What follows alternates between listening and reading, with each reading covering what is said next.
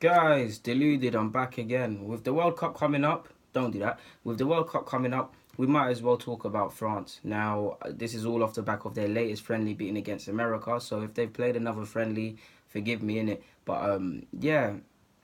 Firstly, I don't know what the hell is happening in France training sessions. Every training session, they seem to be having pre-World Cup. Someone's getting a little knock. Kylian Mbappe, the latest recipient of that. So we'll see how it goes. And I do believe there's concerns in regards to the centre-halves going into their first group game. So yeah, France, I mean, it's clear to see why we'd consider them favourites or one of the nations tipped to do something. France have always produced good players.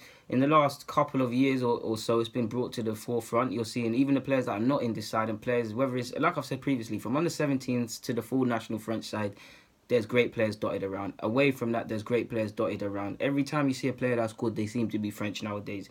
Kylian Mbappe and Ousmane Dembele, they're the best examples. So France it's always been a hotbed of talent, but it's even a hotter bed of talent. What's ever in the water in France, I don't know, but they're doing something right, innit? So they've got good players. Kylian, Mbappe, Talisio, Thomas Lemar, Varane. You guys watch France. You know the many different options and many different personnel they could. Pogba, Kante, many different. You choosing N'Golo Kante. The many different options and in regards to personnel they have. In regards to formations, they can play 4-2-3-1 if they wished, which I don't think I've seen them do. 4-3-3, which they've used, or 4-4-2, which we've seen previously with Little and Large in Griezmann and Giroud. So there's many different options and many different ways to play and get the best out of them players. So in that logic, they are quite scary. But they do have it's not going to be plain sailing. If we go against off the back of the USA game, it was just so lackluster. They were so switched off defensively. That's something I actually think collectively is about a problem with France. Going forward, they're fine, and I'm not saying they can't defend. They've got good attackers, but they do switch off a lot, and they do, out of all the big nations, in my opinion, they concede the cheapest goals, man. The cheapest. Considering they got Lloris and all this experience. In fact, Lloris, I'm not going to name drop him, but even if you look at the America game, he was a bit shaky. Sweden, Italy, and Colombia games, I believe, recently, he's made errors in. He's gonna need to fix up. Their boss has been that Deschamps has been in the job for 6 years. If I'm honest, if French people more informed believe in him, then fair enough. But I've seen him for 6 years. I've not seen them do anything. I don't think he's the man to take them forward or improve any of them players on an international basis. Yes, you can say he went to the final in the last tournament the country entered in the Euros and things like that, and it didn't end well. But you see what I mean? Like, he doesn't fill me with any confidence, if I'm honest with you. He's shown time and time again he's not the man to take France forward, to be fair. But yeah, man, they've got some elite players as well. They've got the likes of Varane, who's been at Real Madrid and knows how to win and things like that, and to stand up to be counted. Yes, Koscielny's injured, but they've got some good options. There is a lot of criticism for their fullbacks. Apparently their fullbacks, again, more informed opinions can back this up or dispel this, but they're saying the fullbacks for France don't impress enough. Sidibe's been highlighted for underperforming. He's not a centre-half, but Umtiti's been highlighted for underperforming. Hopefully that means Pavard has a good chance of starting either at centre-half or at right-back in the World Cup. So yeah, man.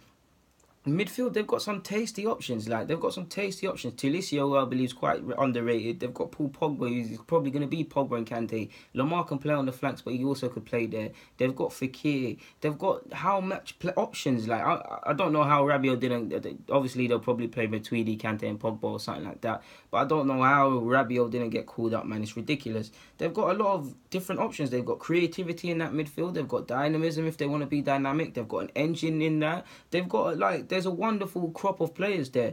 My problem is, will they be able to stay switched on for 90 minutes and not concede silly goals? Even if you look at the European final, that was a dumb goal that they let Ederson score. Like, if you just switch on defensively, that would be my problem. And in terms of just for me, the biggest problem with France is just staying focused, and Deschamps in regards to his tactics and his personnel, because I don't believe he's the man to take them forward.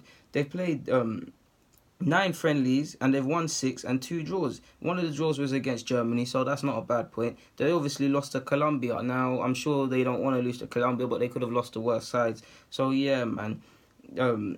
They have issues. For me as well, there's problems. That France side, at times, it's like they can't break down nations. If a nation is rigid enough and compact enough, it's like, despite having all these good attacking players, they can't break down teams. So I believe in France and things. They've obviously got Griezmann as well, which I haven't said, like, he's a quality player on top of all the other quality players. So they've got exciting attacking options, a tasty midfield, good defensive options, but collectively, do that side defend as well as the other nations, or they're switched on as much as the other nations? I'm not too sure, and I think that would be whether they can. How do I put this? The ability to not concede dumb goals or stay focused for 90 minutes collectively for all them players, whether you're Loris or the fullbacks or the strikers, will be the difference between France exiting this tournament in a disappointing fashion or putting in a good account of themselves. Personally, to be fair, man. I think Denmark's in France's group, innit? They seem to be the only threat if I can remember that group correctly. Forgive me if I'm wrong. So they should go through. So yeah, man. Bit like Belgium in the sense that there's a good collective group of players and you want to see them do something convincing now. But yeah, man, that would be my 2 pence on France, to be fair with you. I don't think there's anything more to say on that. Like, Kylian, I think he's going to be one of the players of the tournament, but 9 times out of 10, these predictions don't work or happen. So on that note, guys, Deluded, get in the comments, subscribe, and do the rest. I'm out.